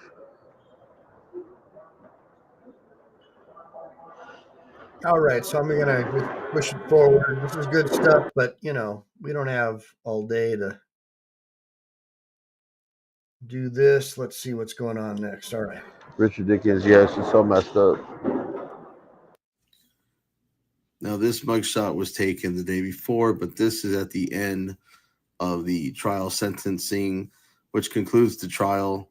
They found her guilty, gave her 30 days in jail. 30 days. The prosecution was asking for 180 days and a max fine of $2,000, while the defense attorney was asking for 0 to 3 days, knowing that she already had 3 days time served credited. It didn't work, but she did get 30, and right now they are doing like a 2 or a 3 for 1, where every day that you're good, you get 2 or 3 days off. Yeah. So hopefully she'll be home by Christmas. Well, now, guys, enjoy the bonus content in the district attorney's office with us 4 hooligans acting a fool, which is what they claim that we were. You tell me in the comment section below whether or not we acted a fool or not, or if everybody here was justified in their actions and words. So I will see you in the next video. And there's other footage, you know, you guys can watch BZ Watchdog's video. You know, if you want to look at the rest. I'm not happy about the way all this stuff went down. I think it was really hideous. But now let's get into the last part of, so we went through the guilt phase, right? And we got that stupid charge thrown out about yelling fire or whatever, you know, dumb, rape, fire, whatever she was doing. Obviously that charge should have never been brought. Totally malicious charge. So let's get into if the judge was sympathetic to her. Now, typically in California, most of my criminal trials involve the judge would determine what the sentence was, not the jury. All right. So I'm not really quite sure what's going on here. Jury typically would decide if there was a conviction, and then the judge would delve out the sentence. But anyways, so let's get into it here. So what grounds would the judge, not on appeal, because again, guys, if you file an appeal, you can seek an order to have her taken out of jail pending the appeal. But typically in a criminal case, they don't let you out. All right. Unless there's a reasonable likelihood of success on the merits that you can prove. And to pay for that appeal is going to cost you between 15 to 30 grand, you know, minimum, whether it's a murder case or it's a jaywalking case. It doesn't matter, because it's how much time it takes us lawyers to do it, and taken away from our ability to run our firms and stay in business and survive, pay our staff, and all that stuff. It's no joke, man. Appellate work is really hard, and it's thankless, because it's not like you're working on a contingency. That's why I like doing personal injury, because if you don't win, I don't win. So I don't get paid if you don't get paid. So at least my clients hate me a little bit less. Everybody hates lawyers, let's face it. But hopefully you guys know what I'm talking about. But in Texas, a judge has several grounds on which he could reduce or set aside a conviction or a criminal sentence, right? So one would be insufficient evidence, which I think we definitely have here. If the judge believes that the evidence presented does not support the jury's verdict beyond a reasonable doubt, the judge could set aside that sentence. This would be akin to an acquittal. It could be like a judgment notwithstanding the verdict. The judge could say, hey, I'm still going to judge innocent or not guilty, notwithstanding the jury's verdict, because I think those jurors were a bunch of bootlickers. And I got more experience from sitting on this bench, and I'm going to set that conviction aside, or I'm going to say time served because she's already served her time in hell. See, my position is, and I had a good friend of mine, because I worked at the prosecutor's office for a while when I was coming up, and he was a prosecutor, and he always told me it's not our job to get convictions, it's our job to do justice. And he was a legit dude. He was former military, a good guy, one of my good mentors. And I never forgot that. And I do believe that there are some good prosecutors out there, and there are some good people out there like me who want to do what's right and want to uphold the Constitution and the Bill of Rights. And I've always taken that to heart, that it's not just prosecutors, but it's a police officer. If you can be a cop, it's your job to do justice, not just to get convictions and make arrests. Give me a bunch of ones if you guys agree with that sentiment. So let's get back into it. The judge could have found that there might have been legal errors, where there were significant legal errors that could have improperly influenced the juror's decision. Misapplications of law, if the jury was incorrectly instructed on an element of the crime, for example. That could lead to a motion for a new trial, or the judge sua sponte could order a new trial. That sua sponte is just like Latin word for like on his own motion, basically. Jury misconduct, if there was evidence of jury misconduct, which right now, we don't know about that, but there could have been jury misconduct, but we don't know that. Inconsistent verdicts, if the jury's verdict appears inconsistent with the law or other findings like multi-count indictments, or where verdicts on different accounts are contradictory, different counts are contradictory, the judge could set aside or modify the sentence. Hopefully you guys are following me. New evidence or changed circumstances, while less common, direct reduction of the sentence if new evidence emerges that substantially alters the case's facts, or if there's a significant change in circumstances, a judge might consider this in a post-conviction proceeding, all right, that could lead to modifying or reducing the sentence. That's a possibility. Now, judgment notwithstanding the verdict, the JNOV, that's the favorite one that I like, is although primarily a civil concept, in criminal context, a judge might grant a motion for a judgment of acquittal, notwithstanding the jurors' verdicts. And I don't have any skin in the game on this one, guys. I don't know her criminal defense attorney. My understanding is he's very, very competent. And I don't know if that's something that he plans on doing, or he did do, or maybe he doesn't see a legal basis for it. But that could be a potential motion that could be brought, a JNOV, judgment notwithstanding the verdict, where the jury's verdict was just so legally unsupportable based upon the charges that it could never, ever be upheld. And that would be something, or an excessive sentence. In this case, this is where I think this could go, where the judge just thinks, hey, 30 days is excessive. This lady already got body slammed. She's already done time. She's already got time served. The prosecutor overstepped their bounds. As the judge, I am just going to go ahead and find that the sentence is excessive, and I disagree with what the jury said, and I'm going to go ahead and set aside that verdict on the sentencing directly. And that just is based on just the judge doing the right thing. And I still think the judge could still do that, because if I was the judge And look, I know I'm not like the most pro cop guy, but you know, if I was on the bench, especially in Texas, you don't throw a lady like that on her head. You just don't do it. Don't do it. I believe that if that judge is like a John Wayne, Texas kind of judge, that's what he's going to do. In my opinion, that's what I would do. Otherwise, my wife would tell me to sleep on the couch. Let's put it that way. There's politics involved here too, guys. Post-trial motions. The judge might also reduce a sentence based on a motion, like a motion for a new trial, right? Rather than grant the new trial, maybe just go ahead and cut a plea deal. Say, hey, get the prosecutor in here. I'm thinking about granting this new trial. What do you guys think? Why don't we make a deal?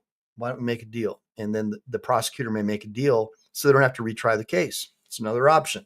Give me a bunch of ones if y'all understand what I'm saying.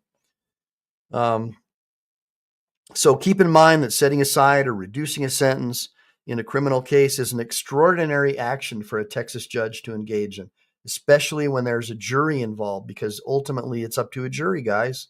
And if a judge, goes outside and tries to overturn a jury, that makes the justice system look bad. Allegedly. I mean, I don't think it does. I think because, you could just get a crummy jury that's just from a pro law enforcement community. And that's what you ended up with. So, yeah, I think that ultimately it's the court's job to do justice. And in this case, I believe that the court should do justice by setting aside not only the sentencing, but the actual verdict. I think that this whole case should be thrown out. I think this is a bunk case, should have never been brought. And as evidenced by the way the female officers were acting, Officer Kruger had no legal basis to make that arrest. It was a bullshit arrest, should have never happened, and he should be in prison right now. He should not be on the police force. The guy is a piece of garbage, in my opinion, and he has no place ever. He shouldn't even be allowed to own a firearm. This guy is a danger to himself and to others. The fact that he pulled a gun on someone for jaywalking is because they had a camera and they were filming him, should be enough for a judge or a somewhat educated prosecutor to absolutely not only not bring a case that he files or brings or does a police report on, but to overturn other cases that he did bring. That's how bad this guy is. This guy is a disgrace to his uniform. He is engaged in conduct unbecoming an officer, and he should not be on the streets wearing a badge. Give me a bunch of ones if you guys agree. And then Majestic Blue, I think that there are times when the courts can be fair, but I don't think it was fair here this time, buddy. But I tend to sort of agree with you, man. But I also believe press for transparency. Good seeing you, press for transparency, brother. I love seeing you here, man. USA badass, hell yeah, man. I think that we, the people, still have a lot of power. And I think that we can, and I'm in the process now of preparing a letter to the governor of Texas on behalf of Carolina. Hopefully you guys will sign it for me to ask for clemency. I'm not sure about addressing it directly to the judge. I'm still doing research on that. Texas is a peculiar state. It's very law and order. And the last thing I want to do as an officer of the court, mess with that judge when there's already lead counsel representing Carolina. But I think that maybe something with the governor might be good. And I think that getting the press involved, like the regular lamestream media, to shed light on this whole tow truck thing and what she was trying to expose, I think it could add some credence to what she was doing and shed light on to what this whole thing is about. So that's just kind of where I'm going with this. By the way, Dope Sick, I got your message. I'll do my best to chat with you later on. I have, I'm going to spar with my son a little bit. We have to work on some throws after this. So please don't start blowing up my phone after this meeting with y'all. But one other thing. So guys, that's kind of in a nutshell what happened with Carolina and Fort Worth's case. I've tried to share with you my legal knowledge and understanding based upon the limited understanding and knowledge I have about what happened inside the courtroom. I wasn't there. I haven't seen the jury instructions. I don't know if expert witnesses were called on use of force. I'm not sure exactly everything that happened. I do intend on giving it another shot with BZ, either tomorrow or the next day, to give you a blow by blow. I don't really want to do another show about it until I have copies of the jury instructions and I know a little bit more about what all went down in the court, and trying to understand, get a better position of what went down. I don't want to talk to her lawyer because I don't want to prejudice the judge or the prosecutor against her. I'm doing this on my own as a citizen and as someone who's also licensed to practice law in Texas. So I don't want to get a bunch of people involved who are connected to the case directly, because I don't want to prejudice her. I don't want to do anything that could potentially keep her in jail. I don't want to do anything that could potentially cause problems for Caroline. I want her out of jail. If she was my sister or my mother, I would do everything that I could to get her out. And that's what I'm doing on the side. And I'm hoping that we can find a way to help her. And obviously, guys, make sure to, go to her channel and throw her some super stickers or super chats or whatever, because getting locked up is no joke, and it prevents you from being able to provide for your family. Even a couple of days in jail could prevent you from making thousands of dollars, where you're losing your rent money, and it could really hurt you. So think about that when you're considering. And then obviously make sure to donate to BZ Watchdog and check out his TAP security products as well, because he's the one who really has covered this story better than a journalist would, better than a mainstream media journalist would. So give me a bunch of ones for BZ and his excellent coverage of this case. And a Majestic Blue, I wish. The problem is Biden can only grant federal pardons based on my knowledge. I think that if it was going to be a state pardon, it would have to be either a clemency or a full pardon by the actual governor of the state. And so that's what I'm looking at right now. I'm looking at trying to put some pressure on the governor. But you're right, Sleepy Joe's pardoning everybody. He pardoned one of those scumbag judges that was human trafficking those children. But that makes sense, knowing that he was using our tax dollars to fund non-government organizations like George Soros organizations to human traffic at least 500,000 unaccompanied minors into our country. And me being someone who travels down to El Salvador, I've met with families down there who are trying to figure out where their kids are. And I'm starting to get this strange feeling that maybe our own government is involved in one of the largest human trafficking operations ever known to mankind. And I'm very concerned about that. And Majestic Blue, I'm with you, brother. I mean, you got to understand, my channel isn't about agreeing with y'all on everything. That's not how it works here. I believe in détente. Just because we don't agree on everything doesn't mean we can't be brothers, because we have bigger fish to fry. So I'm all about détente, and I'm with you 100%. And I think that it's terrible about what's going on with these pardons, especially when it comes to letting that judge, that Pennsylvania judge, out, who was cutting deals with Child Protective Services and the private prison industrial complex to lock children up and take them away from their parents so he could get kickbacks. And like you, I have very little trust for the administrative state and bureaucratic agencies. And I think most of the administrative state should be abolished. Give me a bunch of ones if you agree that most of the administrative state should be abolished. Now, let me get into the next video. So that was Carolina and Fort Worth. So now I'm going to share another video with a Marine brother of mine, because I'm all about being a masculine, toxic male. And so the next thing is going to be, this is a segue into two Marines. The first Marine is somebody who's going to talk to you about what it is to be a man, and then I'm going to show you what a Marine father did to show that he was a man, and we'll get into this next. Let's do it. Both chemically and psychologically. Ancient civilizations used eunuchs in roles of servitude. Pop this over from beginning, and let's hold on.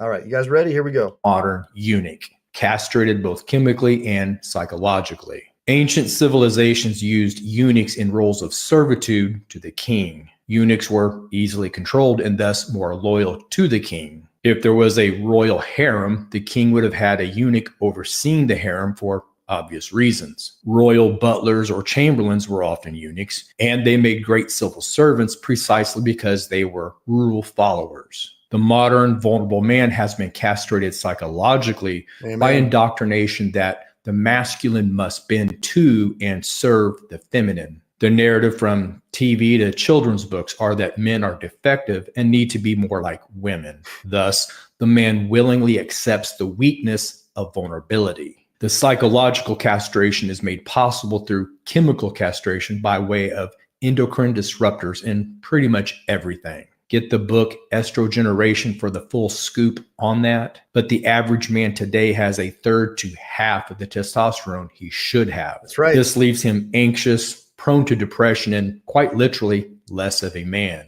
So they take up a manly hobby or wear flannel shirts as compensation, but they're still vulnerable, anxious men begging for feminine approval.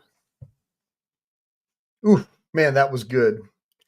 By the way, Life Under, man, I appreciate you supporting me. I haven't given myself a shout out. I think maybe once I did, but if you guys want to learn a little bit about me and you want to learn a little bit about the law and you don't have the money or the time or the desire to go to some Marxist run education system, you can get a copy of my book for $19.99, My Journey to Becoming a Practicing Lawyer with No Law Degree or Undergrad. And I talk about how I did it in California. And I also cover several of the other states that have similar programs where you can study under a judge or a lawyer for, I think, around 4 years. And then you can sit for the bar and become a practicing attorney without the traditional Marxist administrative educational industrial complex where they teach you to hate your country and brainwash you so you'll be a good Marxist that hates your country. So if you're somebody who supports the Constitution, the Bill of Rights, and natural law, it might be a good idea to pick up a copy of my book. It's only $20, and it helps support my channel. And I'll always, guys, super chats, buying memberships, and any kind of donations helps a lot. Support anything to support my channel. I really do appreciate it. I do this aside from the work at my law firm. I primarily do motorcycle accident and car accident claims, but I am a legal historian and I love my country. I'm also an inactive United States Marine, and I took an oath to uphold the Constitution. And I feel that I've been blessed with great knowledge, and divine providence has led me to do these shows, because if I can just save 1 or 2 people from the administrative state, that means that I've done my job. But anything you can do to keep my family happy while I'm doing these shows is greatly appreciated, because it does take up an enormous amount of my time. But again, I'm not telling you got to do anything, even if it's 50 cents, or even if it's volunteering to help me with my website or help me with getting some t-shirts so we can sell some merch, anything like that. I could use the help, because I'm doing this all on my own, and it's not easy practicing law like 18 hours a day and then doing these YouTube shows. It's a lot of work, guys. And hopefully you're happy with the content that I'm bringing, because I'm not just showing a bunch of cop watch videos. I'm trying to teach you guys the law, trying to teach you guys procedure. I'm trying to teach you guys that not all lawyers are bad, and that there might even be some good judges out there. I'm hoping we can find some. And I'm hoping that by you learning your rights and learning how to keep them well, like Thomas Aquinas wanted, know the law and mean to keep it well, learning about John Locke and natural law, reading the Declaration of Independence that clearly says our rights come from a creator, not the state, and putting it all together and with my help, because obviously the administrative industrial complex doesn't want you to know any of this stuff. They want you just to be mindless drones and worship them, worship the non-toxically effeminate men that run our governments. And I'm trying to teach you that we need to be toxically masculine men if we're men, and we need to stand up for our women 1,000,000%. And if a man, I don't care if you're a cop, I don't care if she was resisting, you do not drop a woman on her face. That's not something we do as men. It's unacceptable. It's conduct unbecoming a man. And if you do that, you should be locked up for the rest of your life. What he did to her is hideous to me, and I'm sick to my stomach. Now, the next thing I want to do is I want to share this next video with you.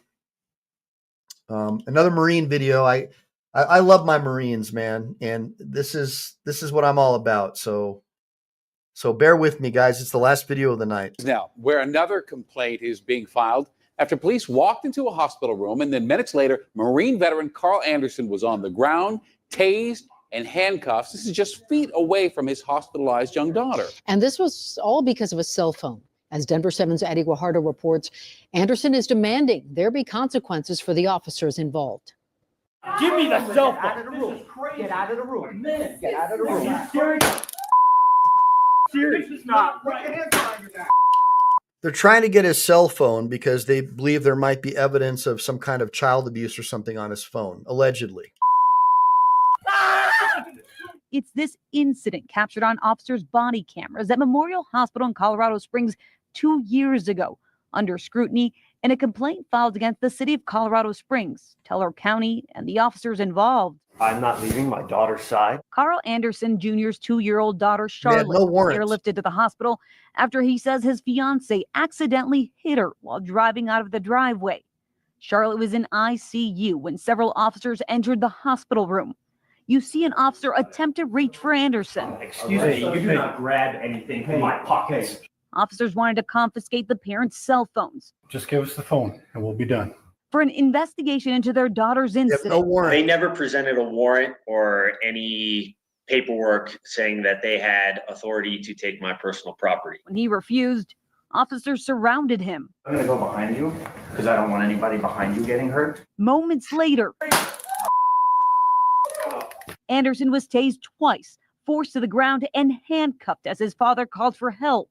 They need to be prosecuted. Absolutely. Anderson's attorney, David Lane, says there was no reasonable suspicion or probable cause for the violent interaction. They were not arresting CJ. They were not arresting anyone. So the police have absolutely no right to demand personal property from anyone. That's right. Absent a warrant. Anderson is a Marine veteran and served in Afghanistan. I have the utmost respect for law enforcement. He says these officers crossed the line and must be held accountable. I believe these officers need to be fired. His attorney wants to take it a step further.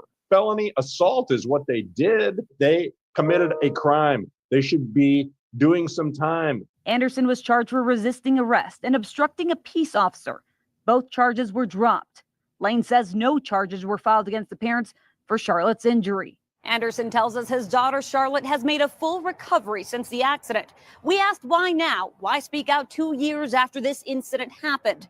Anderson's attorney tells us it's because these officers haven't been held accountable and because of the excessive use of force they've seen by police across the U.S. That's Now, it. we reached out to the Teller County Sheriff's Office and the Colorado Springs Police Department. Right now, they tell us they can't comment on this ongoing lawsuit. In crazy. Denver, Addie Guajardo, Denver 7. So you guys get the message. You guys see what's going on out there. So we didn't quite hit 20,000 tonight, guys. I think we topped out at about 19,936, but we'll give it a go. I'm not really that concerned about it. It's not about picking up a bunch of subscribers. It's about picking up subscribers that want to do something to change the system. That's what Team MPE is all about. So hopefully you guys learned a little bit about your rights, learned a little bit about a teachable moment from what happened to Carolina and Fort Worth, and just what savages these people with a you give someone a badge and a gun, and what savages they can be. And that's just a horrible thing. And I see Song everybody keeps talking about Trump wanting to give qualified immunity. Well, Song's word, I get it, man. The problem is that Trump can't. Qualified immunity is a judicial creation, and the 10th Amendment gives the states to decide whether or not they want to give their municipal police qualified immunity. So what you're really describing is what we call a red herring, right? It's a red herring. It's really sort of irrelevant. It's not something that I'm really concerned about at this point. I think that qualified immunity doesn't really, in the grand scheme of things, it's not really going to change anything. We saw in Colorado where it was eliminated. It did absolutely nothing to change police or stop their evil ways from hurting people. My opinion is, and I know this is a little outside the mainstream, and my friends often accuse me of being a little bit right of Attila the Hun, but my position is that violating someone's unalienable rights as an officer, violating someone's civil rights should be a capital offense. If you violate someone's civil rights, you should be subject to the death penalty. Because to me, our rights are granted by our Creator, and that the government's job is to be bound by the chains of the Constitution. And their job is to leave us alone unless in very limited situations. And what we've seen is more and more laws have been passed. We've seen civil asset forfeiture laws being used to enrich police. They have these huge pensions along with their politician rulers and directors at the expense of we the people, the entrepreneurs, the plumbers, the electricians, the people who go out there every day and do the work. And then they have to give up all their rights, freedoms, and privileges and immunities to people who have badges and guns, who have the right to violate them. And if they have that right, with great power comes great responsibility. And so to me, all qualified immunity really does is it gives you the right to sue a police officer directly for their violation of your right. So when you sue a police officer directly, now they file bankruptcy and they get bankruptcy protection. You don't get any money anyways. The only way you're going to get money in a lawsuit against the police is to sue the police department under a vicarious liability, a master and servant theory. I'm just telling you, for somebody who does lawsuits for a living, I do personal injury law, and I've sued more than my fair share of police. I think that the only way to really make them see what's going on is to make violating someone's rights a capital offense. And I know it may sound outrageous to a lot of you, but why? Because in America, we're not Europe. We're not Mexico. We're not a Roman civil law democracy. We're a constitutional republic. And our government is supposed to be bound by the chains of the Constitution, not the other way around. And because of that, our rights are sacred and they're granted by our Creator. So why not have violations of those rights be treated as a capital offense? Why not? It doesn't make any sense to me. But I'm open ears for anybody who's got a different point of view on that. So let me just look in the sidebar. Civil asset forfeiture is theft. That's right. And Stomper, thank you for coming. Gloria Ad, thank you for showing up tonight. Majestic Bluebird, I haven't seen you around the channel much, but I like your flag. It reminds me of Texas, and I love Texas. I'm licensed to practice in Texas. And my Marine Corps brothers at the Peacemaker chapter or Leathernecks Motorcycle Club are in Houston and Willis. And they're just the most legit dudes you're ever going to meet. I handle their motorcycle accident cases, and that's how I make my living, guys, is I do car accidents, truck accidents, bus accidents, and a lot of motorcycle accidents. So the only skin I have in this game doing this show for y'all is because I care about you. And if you do have a problem, I want to make sure you do it right so you don't get locked up like what happened to Carolina, that you don't give them an excuse to put you in jail. That's the point of this. So Salt Shaker, Life Under the Microscope, Melanie 16040, good seeing you. Stomper, thank you for coming. Let's OTVO, thank you. Ghostman, absolutely. Rami, Dr. Donna Walter, hopefully we'll be talking later tonight. Jody Shiloh, love having you. Hope everything's going good out in Ironton. Make sure to always carry, always be armed, as long as it's legal, unfortunately, in your state. But get that CCW if you need it. Stay safe as a woman. Buy BZ Watchdog Tap Security product, spray foam with the pepper spray. Don't get the mist because it'll blow back in your face. Make sure you can just get them good. Cloven Beast, appreciate you being here. Steve Ladner or Ladner, Copser 5150. Copser 5150, if you're still here, I did not, as far as I know, get a follow-up email from you. I've looked in my spam folder. I've looked in my regular receiving. Make sure you're sending it to circleoflegaltrust@yahoo.com. And I'll try to figure out what the heck is going on, because I've had a lot of people saying that they're emailing me stuff. I'm getting like hundreds of spam, like from Russia type stuff. So it's taken a little bit of time to open up each one and send it to spam to try to block them. So obviously, probably Direct Meth or one of those guys is messing with me. Gatita Oso, thank you for coming. Melanie, again. James Forbes, thank you for supporting my channel. Joe Black and Dope Sick Foundation, love seeing you. Lawyer Dog, good seeing you, brother. Right on. So yeah, man, all you guys, I just want to make sure I thank everybody. David Murphy, thank you for all the ones, my friend. Thank you guys for your super chats, your likes, your subscribes. Make sure to always save. That's really important. Save my videos to your favorites for later viewing. That's one really great way to show the YouTube algorithm that you really like my channel. It's probably, besides likes, I think it's the best way to show that I have a good channel to their algorithm. You save my videos, save all of them. Make sure to go and look at all my shorts and comment on them. Make sure to comment on my lives too, because I do lives in vertical. So the only comments that you really can make are in this sidebar chat. And once the video goes live, it has 0 chat. So make sure to go in there and give me some love on all my lives, like the old ones too. Give me some nice comments and some kind words. And again, if you guys want to learn a little bit more about me, or you're interested in becoming an attorney, pick up a copy of my book for $20, My Journey to Becoming a Practicing Lawyer with No Law Degree or Undergrad. If you go to my YouTube homepage and just click on the More button and scroll down, you'll see my Reddit link, my Twitter, X, and you'll see the PayPal link. $20. It took me 2 years to write the book, and I talk about the different programs that other states have to offer where you don't have to go to college. In California, for example, you have to have the equivalent of an AA, but I was able to do that by taking the CLEP. I think it's called the College Level Equivalency Program. And I walk you through how I did that. It's the same program that Kim Kardashian is on. And I just kind of walk you through what I did, but there's also one in Alaska and some other states that I cover in my book.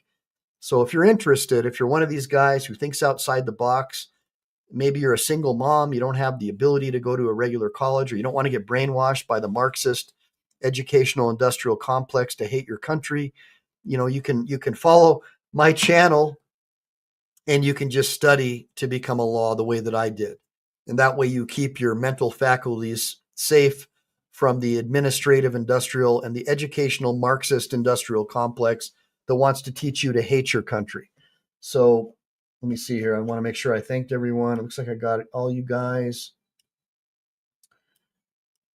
So yeah, thank you, Life Under the Microscope, for supporting my channel, by the way. It means a lot to me.